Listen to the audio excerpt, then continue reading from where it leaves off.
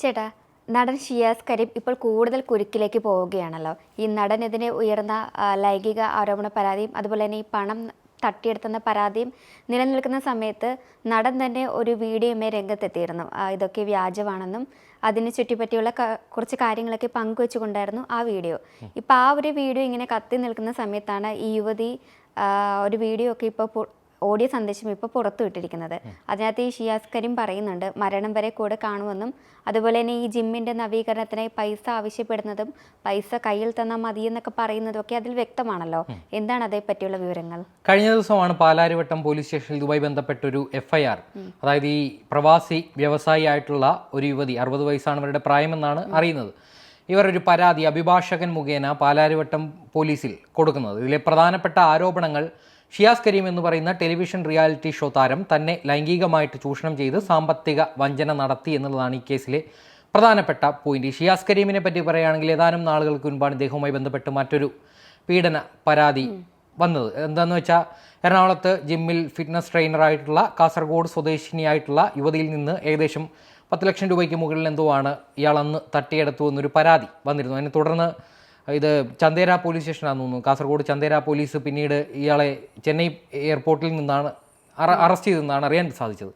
അതിനുശേഷം കുറച്ചുനാൾ ഇങ്ങനെ സമാധാനമായിട്ട് വന്നിരിക്കുകയാണ്. വീണ്ടും ഇത്തരത്തിലൊരു വലിയ പരാതി, പീഡന പരാതി എന്നതിൽ കവിഞ്ഞ് ഒരു സാമ്പത്തിക തട്ടിപ്പാണ് അവിടെ നടന്നിരിക്കുന്നതെന്നാണ് ആ ഒരു പരാതിയുടെ ഒരു മെറിറ്റ് എന്ന് പറയുന്നത്. നമ്മൾ ആ ഒരു പരാതി നോക്കിയാൽ തന്നെ അതൊരു ലൈംഗിക പീഡനമായിട്ട് വ്യാഖ്യാനിക്കാൻ സാധിക്കില്ല. കാരണം ഇപ്പോൾ നിരവധി ലൈംഗിക പീഡന പരാതികളാണ് ഓരോ ദിവസവും ഓരോരുത്തർക്കെതിരെ പുറത്തു വന്നുകൊണ്ടിരിക്കുന്നത്. അതിലെന്താണെന്ന് വെച്ചാൽ അതിന് പല മെറിറ്റുമുണ്ട്, ഡീമെറിറ്റുമുണ്ട്. അതിൽ പ്രധാനപ്പെട്ട കാര്യം എന്താണെന്ന് വെച്ചാൽ ഒരുപക്ഷെ രണ്ടുപേർ പരസ്പര സമ്മതത്തോടെ ഒരുമിച്ച് ജീവിക്കുന്ന ഒരു പുരുഷനും ഒരു സ്ത്രീയുമാണെങ്കിൽ പോലും അവർ പിന്നീട് എന്തെങ്കിലും അഭിപ്രായ വ്യത്യാസത്തെ തുടർന്ന് വേർപിരിഞ്ഞ് പോയാൽ ഒരുപക്ഷെ ഒരു പ്രതികാരത്തിൻ്റെ ഭാഗമായിട്ട് ഇത്തരത്തിൽ ഒരാളെ കുരുക്കാൻ വേണ്ടിയിട്ട് ഈ ലൈംഗിക പീഡന പരാതി കൊടുക്കുന്ന ഒരു പ്രവണത ഇപ്പോൾ കൂടുതലായിട്ടുണ്ട്. അതുകൊണ്ട് തന്നെ ഇതൊരു ലൈംഗിക പീഡന പരാതി എന്നതിനപ്പുറം ഒരു സാമ്പത്തിക വഞ്ചന എന്ന നിലയിലാണ് ഒരു കേസ് മുന്നോട്ട് പോകേണ്ടത്. അതിൻ്റെ കാരണം തന്നെ ആ ഒരു നിരവധിയായിട്ടുള്ള ഓഡിയോ ക്ലിപ്പുകൾ ഈ സാമൂഹിക മാധ്യമങ്ങളിലൂടെ പ്രചരിക്കുന്നുണ്ട്. അത്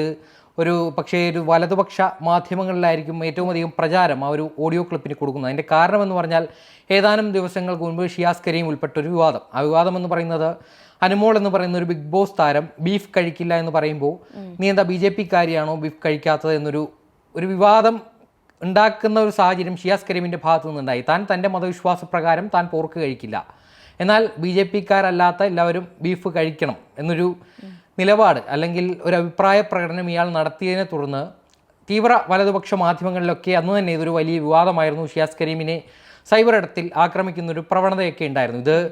ഇതെന്ന് പറയുന്നത് ഇപ്പോൾ പണ്ടെന്ന് പറഞ്ഞാൽ ഒരു പ്രശസ്തി എന്ന് പറയുന്നത് സിനിമാ താരങ്ങൾ, കായിക താരങ്ങൾ അല്ലെങ്കിൽ രാഷ്ട്രീയക്കാർ, ഇത്തരത്തിൽ 3 വിഭാഗത്തിലുള്ള ആളുകൾക്കായിരുന്നു ഒരു ഫെയിം സമൂഹത്തിൽ ഉണ്ടായിരുന്നത്. ഒരു ലൈം ലൈറ്റിലേക്ക് അവരാണ് നിറഞ്ഞു നിന്നിരുന്നത്. എന്നാൽ ഇന്നത്തെ അവസ്ഥയിൽ ഈ സൈബർ ലോകമാണ്, നമ്മുടെ കൈ തുമ്പിലുള്ള ഫോണിലാണ് നമ്മുടെ ലോകമെന്ന് പറയുന്നത്. ഇതിൽ വന്ന് ചേരുന്ന എല്ലാവരും സെലിബ്രിറ്റികളാണ്. പെട്ടെന്നൊരു സെലിബ്രിറ്റി സ്റ്റാറ്റസ് നേടിയെടുക്കാൻ ഇത്തരത്തിലുള്ള സാമൂഹിക മാധ്യമങ്ങളിലെ ഇടപെടലിലൂടെ സാധിക്കും.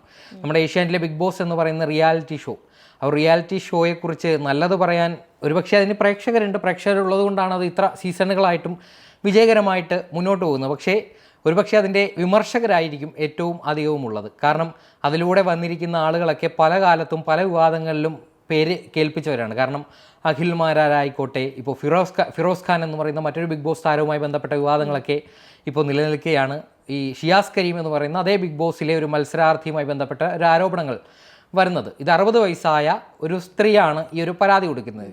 അവരുടെ ഒരു പങ്കാളിയായിരുന്നു, അവരുമായിട്ട് ഒരുമിച്ച് ഒരു ലിവ് ഇൻ റിലേഷൻ പിന്തുടർന്നിരുന്ന ആളായിരുന്നു എന്നൊക്കെയാണ് അവർ പരാതിയിൽ പറയുന്നത്. പക്ഷേ ആ ഒരു 60 വയസ്സായ സ്ത്രീയാണെന്ന് ഷിയാസ് പറയുമ്പോഴും അതിനകത്ത് ആ ഓഡിയോ ക്ലിപ്പുകൾ പുറത്തു വന്നതിൽ ഒരു വ്യക്തത ഇതുമായി ബന്ധപ്പെട്ട് ഇതുവരെ വന്നിട്ടില്ല. അതിൻ്റെ കാരണമെന്ന് പറയുന്നത് ആ ഒരു ഓഡിയോ ചാറ്റിലൊക്കെ ഇയാൾ ആ സ്ത്രീയെ അഭിസംബോധന ചെയ്തിരിക്കുന്നത് ഒരു സമപ്രായക്കാരായ കമിതാക്കളോട് ഇടപഴകുന്ന രീതിയിൽ തന്നെയാണ് ഷിയാസ് കരീം ആ ഒരു യുവതിയോടും ഇടപഴകിയിരിക്കുന്നത്. ഇപ്പോൾ അയാളുടെ ജിമ്മിൻ്റെ ആവശ്യത്തിനായി, ജിമ്മിൻ്റെ നവീകരണവുമായി ബന്ധപ്പെട്ട ആവശ്യങ്ങൾക്കായി പലവട്ടം ഈ സ്ത്രീയോട് പണം കടം ചോദിക്കുന്നുണ്ട്. ഇതിൽ ഓഡിയോ ചാറ്റിൽ നിന്നൊക്കെ വ്യക്തമാകുന്നത് 10 ലക്ഷം രൂപ, 1 ലക്ഷം രൂപ, അങ്ങനെ പല തുകകളായിട്ട് ഇയാൾ ആവശ്യപ്പെടുന്നുണ്ട്. അതിൽ മറ്റൊരു ഗുരുതരമായിട്ടുള്ള ആരോപണം 10 ലക്ഷം രൂപ എനിക്ക് കയ്യിൽ മതി, അത് അക്കൗണ്ട് ത്രൂ ഇടപാട് നടത്തിയാൽ അതൊരു പക്ഷേ എനിക്ക് ഇൻകം ടാക്സ് പ്രോബ്ലം ഉണ്ടാകുമെന്ന് പറയുമ്പോൾ അതൊക്കെയാണ് നിയമവിരുദ്ധമായിട്ട് കണക്കാക്കേണ്ടത്. കാരണം ഇത്തരത്തിൽ ടാക്സ് വെട്ടിച്ചുകൊണ്ടൊരു സെലിബ്രിറ്റി ജീവിക്കുന്നുണ്ടെങ്കിൽ അത് തീർച്ചയായിട്ടും അന്വേഷിക്കപ്പെടേണ്ടതാണ്.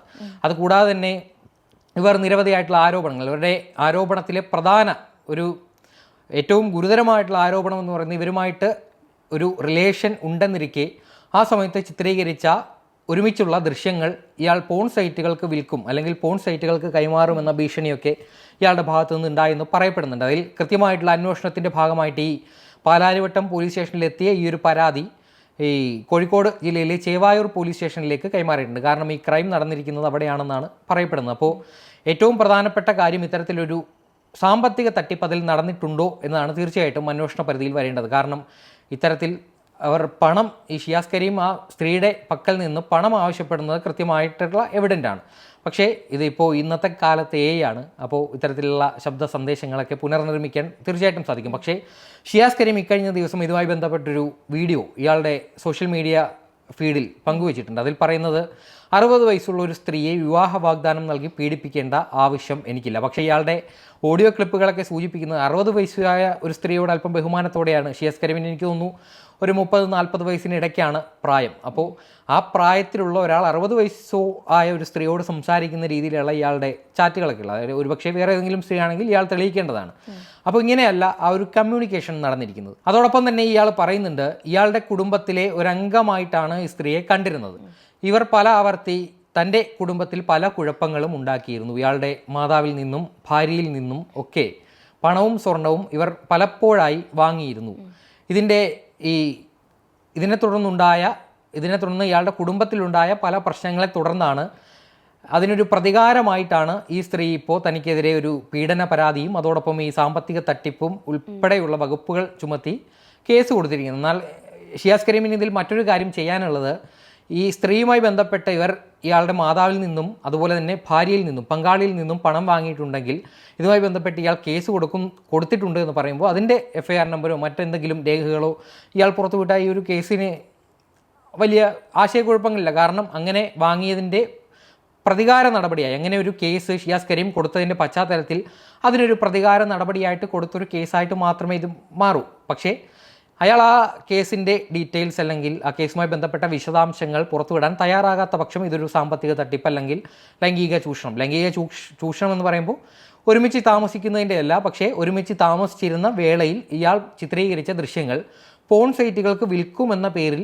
ഭീഷണിപ്പെടുത്തി എന്ന് പറയുന്ന ഒരു പരാതിയാണ് നിലനിൽക്കുന്നത്. അതോടൊപ്പം തന്നെ സാമ്പത്തിക തട്ടിപ്പും 65 ലക്ഷം രൂപ ഇത്തരത്തിൽ ബാങ്ക് ത്രൂ ആണോ അല്ലെങ്കിൽ കൈവശമാണോ കൊടുത്തിട്ടുള്ളത് എന്നൊക്കെ കൃത്യമായിട്ട് പോലീസിനുമായി ബന്ധപ്പെട്ട അറിവ് എന്തായാലും ഈ കേസിനോടനുബന്ധിച്ച് തന്നെ കിട്ടിക്കാണും. അപ്പോൾ ഇദ്ദേഹത്തിൻ്റെ ഭാര്യ ദർഫ എന്നാണ് ആ സ്ത്രീയുടെ പേര്, ഇയാളുടെ പങ്കാളി ഏതാനും വർഷങ്ങൾക്ക് മുൻപാണ് ഇവരുടെ കല്യാണം കഴിഞ്ഞത്. ഇപ്പോൾ ഒരു ആൺകുഞ്ഞ് ഉണ്ടായിരിക്കുന്ന ഒരു സാഹചര്യത്തിൽ ഉണ്ടായ ഈ വിവാദത്തോട് ആ കുടുംബം പ്രതികരിക്കുന്നത് മറ്റൊരു രീതിയിലാണ്. കാരണം ഷിയാസ് കരീമിനൊപ്പമാണ്, തെളിവുകളെല്ലാം ഞങ്ങളുടെ കൈവശമുണ്ട്. അതായത് ആ ഷിയാസ് കരീമിൻ്റെ ഭാര്യ തന്നെ സാമൂഹിക മാധ്യമത്തിലെ സ്റ്റോറി ആയിട്ടൊക്കെ പങ്കുവച്ചിരിക്കുന്നത് തങ്ങളുടെ കുടുംബത്തിനൊപ്പം ഉണ്ടായിരുന്ന സ്ത്രീയാണ്.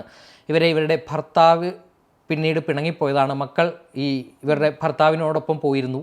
പിന്നീട് ഞങ്ങളുടെ കുടുംബത്തിലെ ഒരു അംഗമായിരുന്നു. അവർക്ക് ഷിയാസ് മകനായിരുന്നു, ഷിയാസിൻ്റെ അനുജനായിട്ടുള്ള നിബാസ് മകനായിരുന്നു.